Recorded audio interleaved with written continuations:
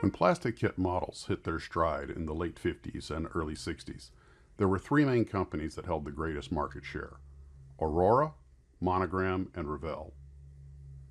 These three companies could not have had more different personalities, despite having all been basically garage or basement startups in the mid-40s and early 50s. Aurora was a New York company with a fly-by-the-seat-of-your-pants feel to it. They focused on three things: keeping costs down and prices low, having a wide selection, and perhaps most of all, getting to market first, even if it meant sacrificing accuracy. Their idea of market research was, hey, that's cool, let's make it. And they were usually right. Monogram was the polar opposite of Aurora.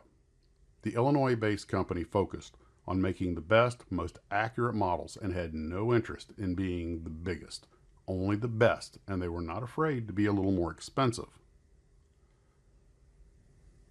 Revell sat squarely between the others, with a focus on both quantity and quality. Its founder had a burning desire for the Venice, California-based company to be the biggest model company out there, but to do so with a good quality product. Only Aurora and Revell really pushed hard into the international markets, but in the end, even that could not save them from a fickle market and a changing world. Let's take a look at all three, beginning with Aurora.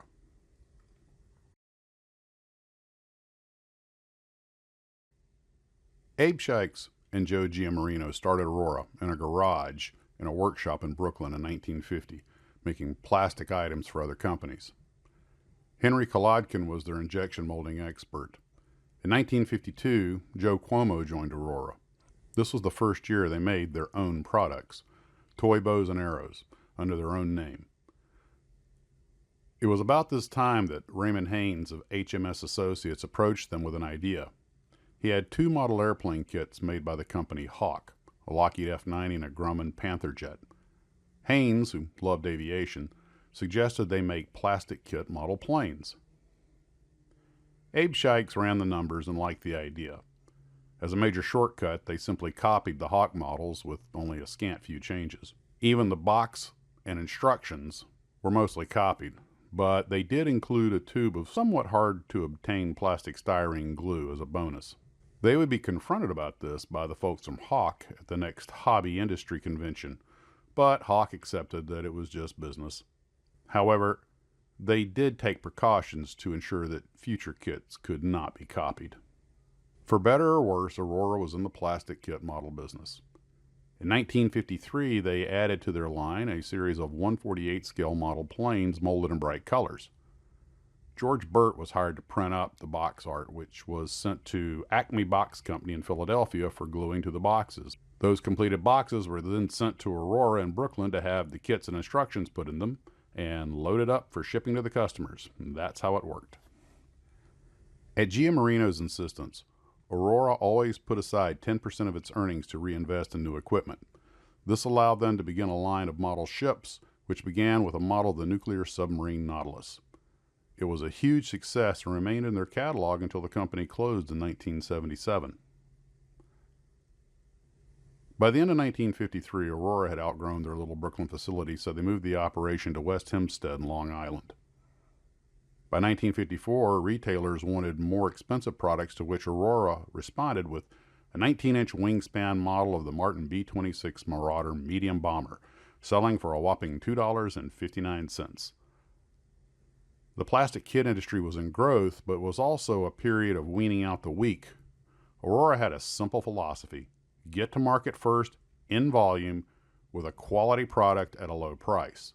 But in order to do this, they often had to sacrifice accuracy. Any new airplane or ship that came out had an Aurora model of it on the shelves probably before anybody else, even if it wasn't completely accurate.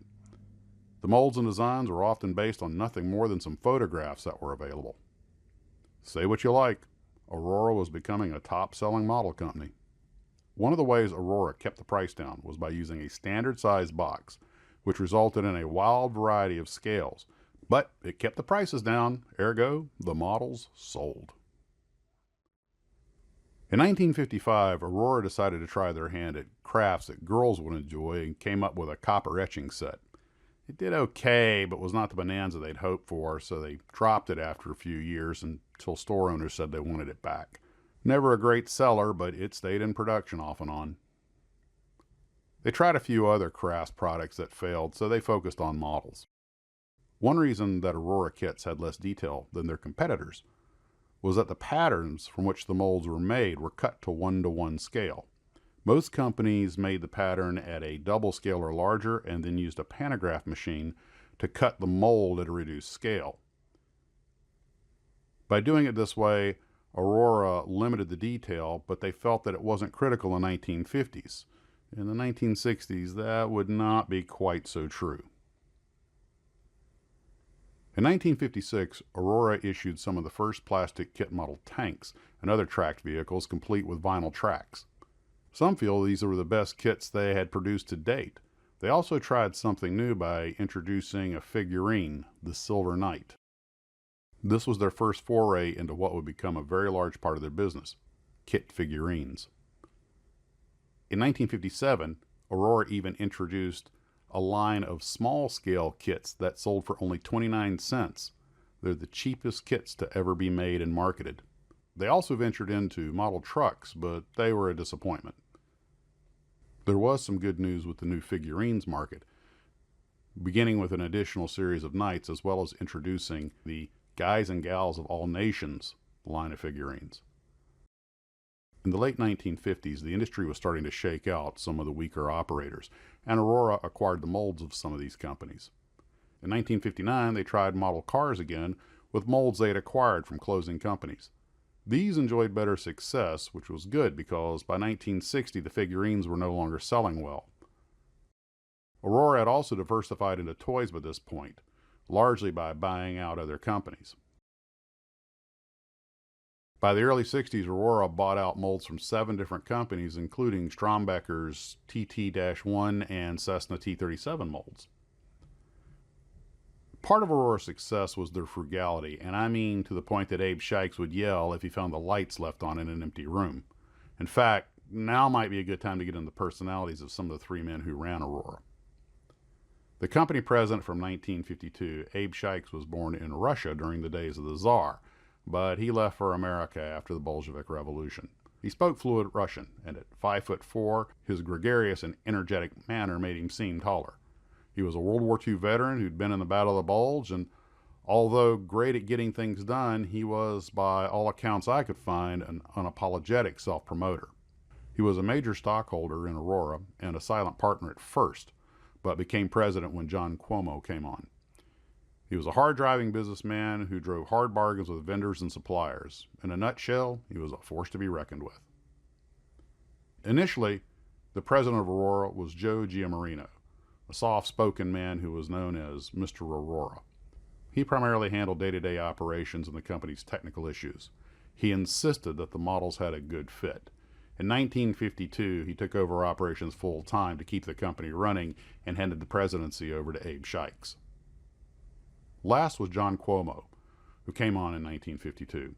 When he came on board, he got 10% of the stock, and Shikes and Giammarino split the rest. Primarily a salesman, he was very well liked and by all accounts was an affable personality. This is probably one reason he was so good at sales and promotion. Although these 3 different personalities complemented each other in the success of the company, it also led to simmering tensions, and as we shall see, eventually that had an adverse effect in the end. In 1962, something happened that was to have a bigger impact on the company than anyone could have predicted. It sent Aurora on an entirely new trajectory. They made their first movie monsters, and it almost never happened. At the Hobby Industry Annual Convention, they showed their first monster kit, Frankenstein. They were almost laughed out of the place. But on the last day, the members could bring their families. In what could only be described as a generation gap in marketing, the attendees' kids absolutely flipped over the Frankenstein model. The calculus was rather simple. These 30-year-old properties were frequently recycled on weekend television, and the parents had no idea how popular they were with their kids. This kicked off the entire line of monsters and character kits. It was ironic that the previous figurines had floundered because Aurora had made kits of things that parents would like, but not what the kids would like. Lesson learned. The list of products that Aurora produced in the 1960s is staggering. They had acquired some molds from other companies that were simply not up to the increasing quality standards of their competitors, so they just kept them cheap. At the same time, they made new molds that were actually quite good. They did everything, and I mean everything. Ships, planes, cars, tanks, cannons, trucks, characters, monsters. And this was in addition to toys, games, and especially the new slot car racing. Aurora would get into slot car racing in an enormous way. Some flopped, some soared, and some just puttered along like the model of the USS Nautilus. Aurora had always been interested in going international and had done so as soon as they could. Aurora Canada opened in 1964, and through the company Matoy, they had developed a distribution network in Britain. By making models in Canada, they could import to Britain and the Commonwealth nations without import taxes. Eventually, Aurora set up manufacturing in Great Britain. They had also moved into a much new, larger facility off the Hempstead Turnpike. Everything was coming up Aurora. In 1966, Aurora hit a real milestone when it was listed on the New York Stock Exchange in the banner AUR. There was so much going on at Aurora in the 1960s that it really did take a book to lay it all out. The 1960s were truly the golden era of plastic kit modeling. It was a growing industry until it wasn't. In 1967, Aurora had 284 kits in its catalogs, more than any other kit maker. But then the bottom fell out of the slot car market almost as fast as it had started. In fact, there was a recession in the whole hobby industry, and the personality differences between the three men who ran the company bubbled to the surface. Abe Shikes wanted to move towards games based on the wild success Aurora had with the game Skittle Bowl. Giammarino was convinced that the success was a one-time fluke. John Cuomo was tired of dealing with Abe Shikes, and so, at age 66, he packed it in and retired. In 1968, with tension still brewing, Abe Shikes got enough support from the stockholders to oust Joe Giammarino. This flabbergasted the Aurora staff. Joe had been Mr. Aurora, but Abe Shikes' victory would be a Pyrrhic one. Just a year later, in 1969, Joe Giammarino sold his stock to an investment group run by Charles Diker, a New York investor. Diker almost immediately had Shikes removed as the president. They created the position of chairman of the board for him, but a year later he retired. With the massacre complete, Diker took over and everything changed. Diker, a Harvard-trained businessman, eschewed the haphazard, fly-by-the-seat-of-your-pants way the previous team had run things. He was going to structure Aurora like a modern business. Diker had been a vice president, ironically, at Revell Cosmetics, and knew what a modern corporate structure should look like, and Aurora was not it. Diker wanted to push headlong in the toy and games business, even though he knew how ephemeral it could be. He pumped money into departments such as sales and research and development, as well as jazzing up the headquarters. But Diker needed more money and got turned down everywhere after posting a $1.5 million loss for 1970. The White Knight was Nabisco, who bought Aurora and infused badly needed cash. Here's where it gets a little weird. Aurora did sell a lot of games. In fact, only Milton Bradley sold more. Their sales skyrocketed, but they still lost money. Fiscal issues aside, Diker faced a new self-inflicted wound. In 1971, in order to separate Aurora from other model makers, they went back to their monster characters, but added some new flourishes such as torture devices. Long story short, it caused an outrage with parents. Nabisco wanted nothing to do with it. These were the same parents who bought their staple food products. The product line was dropped, and any remaining inventory was sent to Canada. Aurora plodded along with various ways to keep modelers' interest. Funny cars, nice World War I aircraft, superheroes. Some of these kits had large sales volumes, but the 1973-74 Arab fuel embargo had hit the plastic industries hard. By 1975, things had stabilized, But Aurora got another knock on the head. Lee Bickmore, the president of Nabisco who had okayed the purchase of Aurora, fell ill and had to retire. His replacement was not nearly as supportive to Dyke's policy of losing money up front to get a large foothold in the market. He cut back on Aurora's financial support, prompting Dykes to leave. Dyke's replacement was Boyd Brown, and to his credit, he tried to make Aurora work, but problems were rife. Many of the old-timers were gone, and much of the staff were just punching the clock. Many of the molds were in bad shape. Brown worked hard to get the operation working smoothly, and they put out some good kits, but market forces were just not in their favor. Essentially, young people were finding new ways to spend their time and money. In 1977, Nabisco decided the best way to unload Aurora was to part it out. Monogram models bought Aurora's molds, essentially just to keep anyone else from getting them, but they knew that Aurora had some really good molds in their product line, so those were now added to the Monogram product line.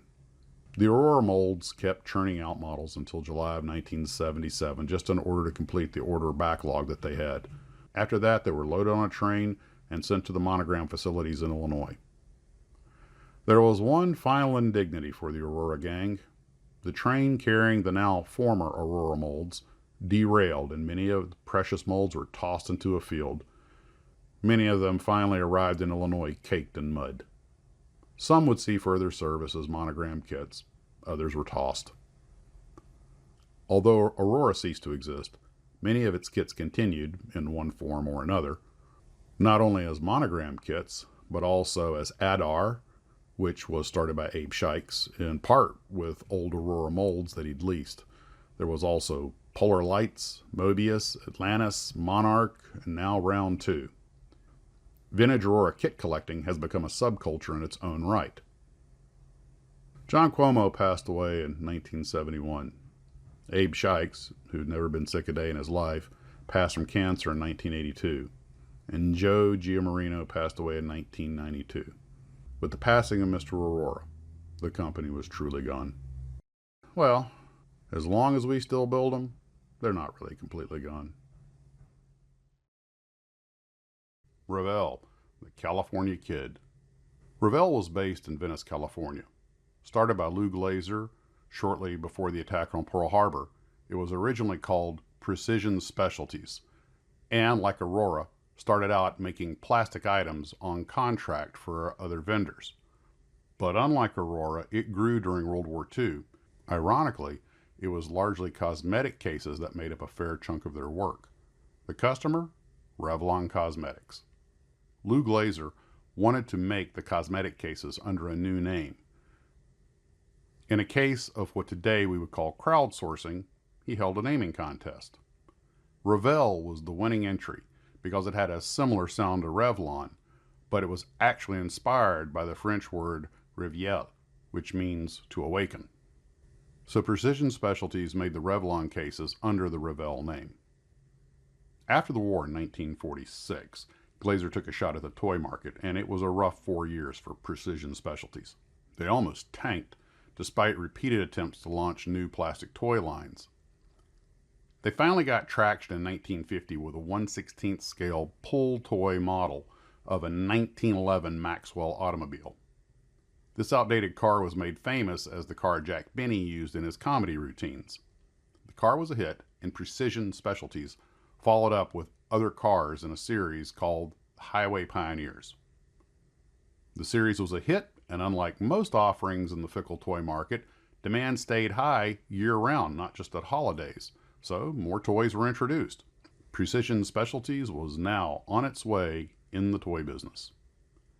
In 1950, Lou married his wife, Royal. A student at Berkeley who initially hailed from the American Midwest, she would become an important figure in Revell's future. In 1952, Lou decided to get Precision Specialties into the new plastic kit model business with a detailed model of the USS Missouri battleship. This was no small undertaking, and he was betting the company on it. As part of this new direction, he completely renamed Precision Specialties Revell. The Missouri model was a huge smash, and following its success, Revell released a line of somewhat lower quality kit model jets. Like Aurora, Lou had an eye for what was new, and so he made what could be called a scientific wild-ass guess at what the Navy's newest submarine, the nuclear-powered Nautilus, looked like. Aurora and Lindbergh were also making kits of the famous sub that were actually much more accurate than the Revell offering. But the Revell kit sold regardless. About this time, Tony Balone, the artist who made the model for the Missouri molds, showed some small detailed figurines he had carved, and it was obvious that such figures could add life to the somewhat rudimentary models of the time, and this began a trend that is now a staple of kit models. This also led to the 1953 introduction of Revell's Masterpiece miniature series. Lou was afraid that the big companies, like Mattel, might get into the kit model business and crush a small operation like Revell, so he focused on expanding the line as quickly as possible. This meant taking on debt. By 1954, Revell was producing an expanding catalog of kits with beautiful artwork, provided largely by Scotty Edison and later Hungarian-born Richard Kishady. Ironically, Kishady had been a Hungarian combat pilot who flew Stukas and Focke-Wulf 190s against the Russians before immigrating to America. Throughout the 1950s, Revell grew and sales soared. The factory was enlarged and morale was high. Lou Glazer treated his employees very well and was in fact paying above the industry standard wages. He ate lunch in the company cafeteria and talked with his employees. Like the folks at Aurora, he kept in close touch with the workers. This makes a good segue into the person that Lou Glazer was. Originally from New York, Lou and his family moved to California when he was a kid. Hard-working and curious by nature, he was well liked by everyone, but he was also a workaholic, much to the occasional irritation of his wife, Royal. She said he would sometimes fall asleep at dinner and then work right through the night. His dedication to Revell was without question. In 1958, Glazer formed Revell of Great Britain, and later Revell of Germany. In 1959, they marketed their kits in Japan, although they would bounce around between numerous vendors. By the early 1960s, about 20% of Revell's profits were coming from overseas sales. In 1967, Revell, which already had a prodigious product line, introduced what many modelers feel is the best kit series of modeling's golden era, the 1/32nd scale World War II combat aircraft series. The first of these kits, with their outstanding artwork by Jack Glenwood, was the P-40E. It was followed by the BF-109F and the Spitfire Mark I.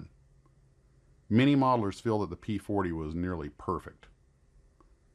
The line later added a Ju-87B Stuka, a P-47D Thunderbolt, P-51B Mustang, an F4F-4 Wildcat, an A-6 M50, and a UH-1D Huey and AH-1G Cobra helicopters, and later even a Hawker Hurricane. These kits are still popular today, sometimes commanding over $50. The series was so popular that more kits were added to the line up to the mid-1970s, including a Corsair and a Phantom Jet, amongst others. The end of the 1960s brought new problems to Revell, the chief of which was Lou Glazer's cancer diagnosis. He underwent treatments and continued to work into the early 1970s. But the new decade had more obstacles for Revell. One issue that began to crop up, probably in no small part to the Vietnam War, was why so many products were military in nature. Lou Glazer simply and honestly answered that those were the kits that sold. Revell had an enormous number of non-military subjects, but combat aircraft and vehicles still made up a good portion of their product line. In order to stay in business, they had to follow the popular trends or risk going under. Revell had always been in a financially precarious situation. They had a wide and varied product line and international presence, but that required great expenditures. This was the risk that had to be taken in order to be a major player in the industry. By early 1972, Lou's illness forced him to work from home. He put his beloved and very competent wife, Royal, in charge. On September 12, 1972, Lou lost his battle to cancer. Both Lou and Revell's board of directors had spent some time grooming Royal to take over the company. Despite the loss of such a well-liked and respected leader, Revell continued on. Royal brought a certain pragmatism to Revell that helped them stabilize and stay financially in the black. She did not have Lou's desire to be the biggest model company at all costs. She trimmed dead weight, consolidated the business, and got them back on a solid financial footing. In 1975, Revell purchased Renwall's tooling. Royal explained that it was a cost-effective way to extend Revell's product line at a low cost. Revell's R&D and marketing teams found ways to keep Revell relevant. Everything from movie tie-ins to sponsorships of drag racers and models of wacky cartoon vehicles. Some of the purists in the design department were not too thrilled about some of the whimsical models, but they were a success. In 1976, America's bicentennial year, a model of the Goodyear blimp was made, and it was a huge success, if even only for that one year. Around this time, the space shuttle was entering the American lexicon, and Revell wasted no time in making a model with working bay doors. Revell stayed nimble. As the sales of dragsters sagged, Revell began producing a line of tractor-trailers and semi-truck models to cash in on this CB radio and trucker craze. They even made a deal with Billy Carter, President Jimmy Carter's colorful brother, to make a model of his truck, or more accurately, a truck that Revell had made and gifted to him. In fact, despite all the challenges of the 1970s, 1976 turned out to be Revell's pinnacle year, with earnings of $34 million. But rising operating costs were eating into the profits. Things were okay for now, but they could see the storm on the horizon, and nobody was kidding themselves. Unlike their chief competitor, Monogram, Revell had a high-cost operation, and something had to change in order for the company to survive. Revell had to break the $3 price barrier for kit models, which was considered industry-changing. Royal kept fighting, but everywhere she looked, Barbie dragons. Enough was enough, and it was time to merge the company or sell it. In 1979, Revell was sold to a French operation, Compagnie Générale des Jouets, and a French transition team started moving in. The French promptly outsourced much of the work and let many of the employees go. Some got jobs with the new company, but many did not. It was the beginning of the 80s, and a new way of doing business had arrived in Venice. Royal was given a seat on the board, but in 1982 she left Revell, closing the door on a 41-year-long leadership cadre at Revell. 4 years later, in 1986, the French company decided that Revell was not meeting their expectations, and it was sold to the Odyssey Group. The Odyssey Group had recently acquired Monogram models, and after 45 years of head-to-head competition, the two companies were merged in Revell Monogram. The operation in Venice was closed, and everything was moved to Monogram's facilities in Illinois. The old Revell was gone, but the name and the kit survived. Now, this is where the two stories of Revell and Monogram become one, so I'll stop here and pick back up after I tell the Monogram story. Monogram Models was founded by Jack Besser and Robert Reeder in 1945. Both men had worked at Comet Models before World War II, but upon their return to Chicago, they founded their own company. They initially began out of a basement of Reeder's mother's house. They quickly found a place to set up a more permanent operation and began making wooden model kit ships that were easy to assemble and had a good look. In 1946, they introduced a flying model called the Whirlwind, a flying model that did not really resemble any particular airplane, but it was easy to build and it flew well. In 1949, Speedy-built kits were introduced. These were flying models of real planes that came with many pre-shaped parts. This made them easy to build, and as a result, they were popular kits. But as the line expanded, the heavier pre-made parts, often made of solid balsa, made them hard to fly. Sometimes they didn't really fly at all, but the kids liked the looks, especially of the warbirds. In 1951, super kits were introduced. These were non-flying scale models for display purposes. They were made of wood, but the woodworking machines of the era could not really cut the fine details. Super kits sold, but not as well as hoped, and the line only lasted about 4 years. Monogram had moved to a bigger facility, but the conservative management of Jack Besser and Robert Reeder meant that it also ran a tight ship. So, despite this expense, Monogram was on a solid financial footing, a situation that would become characteristic of Monogram under the leadership of Reeder and Besser. Monogram's conservatism meant that they were a bit slow getting into plastics.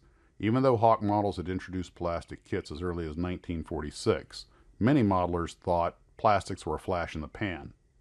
Then in 1951, Revell started making plastic kits. In 1952, both Aurora and in Europe, Airfix were starting to make plastic model kits. Even to old-school wooden model builders like Besser and Reeder, it looked like they needed to give plastic some serious thought. This is where the old school and the new school collided. Old school modelers believed in craftsmanship, woodworking, and artisan practices. Besser and Reeder did not want to see those skills lost, but they also knew that this was a business, so they hit upon a compromise. In 1953 to 54, plastic detail parts that could not be cut on industrial wood lathes were added to the kits. This served three purposes.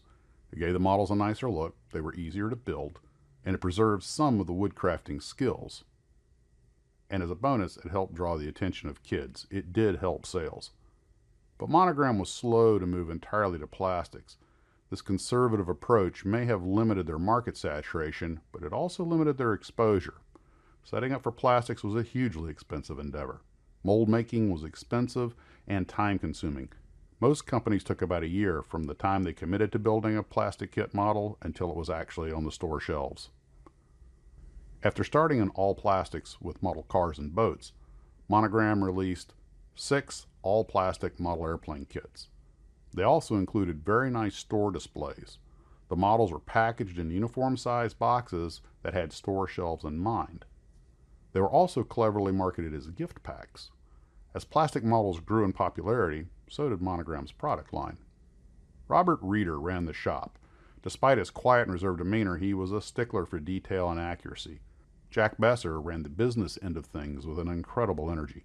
Always a physical fitness buff, Besser had a great deal of drive and stamina, handy traits when growing such a labor-intensive business. The two men made for a well-oiled operation. When combined with their conservative approach, this made Monogram a very successful company. In 1957, like the other companies, they started a line of military and armored vehicles, but they did something that confuses people to this day. They made some of the models in 2 near but different scales, 1/32nd scale and 1/35th scale. There was no standard back then, and Monogram just wanted to make kits that would fit into a standard box. Little did they know that this would drive some modelers nuts. The kits were not big hits, and although they stayed in production, no more military vehicles would be added until the 1960s. In 1958, they started a line of rockets and missiles. They even teamed up with famous German rocket scientist Willy Ley on a series of possible future spacecraft. These vehicles were all over the news at the time, and at first sales were brisk. But as these systems would fall out of the news or were retired early by the military due to superior technologies, kit sales likewise fell off, and the series floundered. At the same time, other kits were enjoying great success as they got back into model cars. By 1959, building models was listed as the #1 boys' hobby, with 4 out of 5 boys in America engaged in it. 10 years earlier, it didn't even make the list. Aurora and Revell were beating each other up as they vied for the position of top dog, with the 1959 Aurora catalog showing 152 kits for sale versus Revell's 118. Monogram stayed out of the fray by focusing on quality, not quantity. Monogram's 1959 catalog only showed 64 kits, and almost a third of them still had wooden components.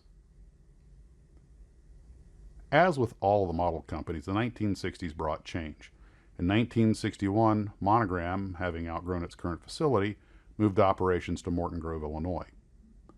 Having always kept a close relationship with their now 350 employees and not wanting to lose these experienced workers, Besser and Reeder decided to offer a bus service to the Chicago suburb to ease the transportation issues that the move might have brought about for employees. They did not really expect it to be very popular, but in fact it was, and continued for several years. This is also when Monogram put out one of its most iconic kits, the 1/32nd scale Phantom Mustang. For such a conservative company, it was clear, pardon the pun, that Monogram did not hurt for imagination. This is because they'd hired a lot of very clever people to work in their research and development department. More and more kits were added to their line, and deals were struck with exotic car designers like Darryl Starbird and his futuristic Predicta automobile. As a response to Hawk's popular line of Weirdos, which were essentially plastic models of cartoon cars, the serious, straight-laced team at Monogram released its own set of model cartoon cars in 1964, and to great success. Monogram may have had a reputation as the choice for the serious modeler, but business is business. Monogram's ever-growing line of quality products and conservative management could not save it from a changing market. Sales were still good, but Monogram's management team was very aware that larger and better funded model companies were on the scene now, and that the marketplace was only going to get tougher. For example, from Japan, the Tamiya company had a well-established reputation for quality that raised the bar. Everyone knew, especially Jack Besser, that if Monogram was to survive in the long term, it needed more resources. That meant a merger, preferably to a powerhouse company. In 1968, Besser reached out to potential suitors, and to their surprise, Mattel Toys entered the picture. Mattel was the largest toy company in the world, and wanted to diversify into other areas. The problem was that kit models are not toys. They're hobbies. They're crafts. It's a different market, a very different market. Mattel's owners, Ruth and Elliot Handler, promised to keep all of Monogram's people in their current position, and the deal was done in October of 1968. Payment was made in the form of Mattel stock. When the announcement was made to Monogram's employees, there was a sense of dread about what was coming, despite being assured by Besser and Reeder that this would guarantee Monogram's future. The very next year, 1969, Mattel let the entire Monogram sales staff go, despite their promises to keep all of Monogram's employees. They handed the sales off to the Mattel sales department, but they lacked experience in selling models, which was a very different market than selling toys. Although Monogram still had a great deal of autonomy, Besser and Reeder had to go to California every month for meetings with the Mattel senior management. Every major decision required Mattel's approval. One thing they did agree on was when they recommended to Mattel to make a toy-like model of Snoopy's airplane. Mattel saw it had play value, and being a toy company, they liked it, and it was a huge seller in 1970. But development on serious scale models ground to a near halt. The real problem came later, as Mattel insisted on play value for models, which led to some real duds, probably the worst of which was the Sky Stick, this ridiculous control stick that you could place a model on and manipulate with a joystick. It really served no function. I would love to have been at that meeting. I'm pretty sure Reeder and Besser were about to pull their hair out. Well, Besser didn't have any, but you get my point. The monthly trips for California meetings with Mattel were wearing on Besser and Reeder both, and Ruth Handler wasn't terribly thrilled with Besser's constant pushback. He was not used to answering to higher-ups, and she was not used to having her orders questioned, but they made it work. In fact, in 1973, Ruth Handler admitted that firing the Monogram sales staff was a mistake and asked Besser and Reeder if they would like to take back control of the marketing. Now, they jumped on the chance. Unfortunately, Mattel had some underlying problems that Monogram did not know about, and they were going to spill over into Monogram in a big way.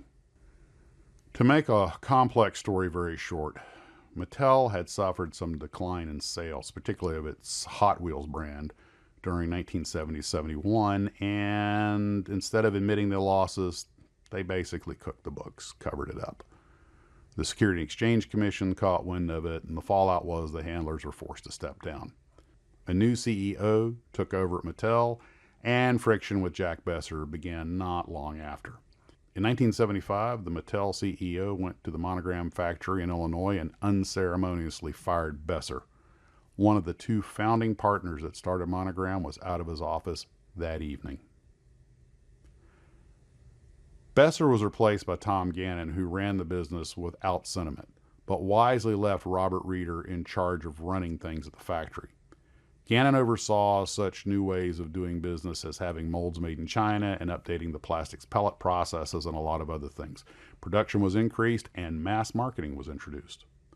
Gannon was a no-nonsense businessman who could be hard to work with, but he was very effective. He was also willing to tolerate pushback if something good was to come of it. Monogram continued to put out new kits and business grew. In 1977, they were able to acquire the now-defunct Aurora molds. Despite the train derailment that tossed molds into a muddy field, many former Aurora kits were put into production under the Monogram name. Eventually, even the popular Frankenstein figure. Monogram continued to come out with new kits and were making models in every category. At the end of 1983, Tom Gannon retired as president of Monogram, and shortly thereafter, Mattel announced it wanted to sell Monogram off. Gannon was able to get investors and bought out Monogram in 1984. Only 2 years later, the new investors decided to sell it again. In 1986, Odyssey Partners bought Monogram, and it already had an option to buy Revell models. Whereas Monogram was consistently profitable, Revell was not, but Revell had the larger product line and overseas presence. And now for the conclusion of the Revell Monogram story. Although Monogram was the buyer, ergo the dominant company, the decision was made to keep Revell's name on top, partly for tax reasons and partly due to their larger market presence and brand recognition. Despite this, the Revell plant in Venice was closed, the people let go, and the molds moved to Monogram's plant in Illinois. As I mentioned earlier, Tom Gannon retired shortly after the merger. The models were still produced and marketed under separate names until 1997, when they were fully combined into the Revell Monogram logo, with the exception of the Monogram Pro Modeler series. After this, there were a litany of owners. In 1994, it was sold to Hallmark. In 2001, Alpha International. A year later, Gearbox Toys. Then to the new Revell. And in 2007 to Hobbyco. Unfortunately, in 2018, Hobbyco itself went bankrupt and went into liquidation. In 2018, a German company called Blitz bought the remainder of Revell and Monogram and still makes the kits today. The early entrepreneurs have all passed away now, but my respect for them has not. Their hard work, attention to detail, commitment to the hobby, not to mention their willingness to assume the risk of starting a new venture, their business skills and vision allowed them to flourish and guide an industry to maturity. Despite the eventual fates of each company, what these people did during their influential years in the industry still resonates with us today. From the captivating artwork that covered the box tops and stimulated our young imaginations, to the sense of accomplishment at a completed model. And sometimes, yes, even the play value. These pioneers, amongst others, helped spark the imaginations and creative spirits of an entire generation of kids. And for that, we should always be grateful.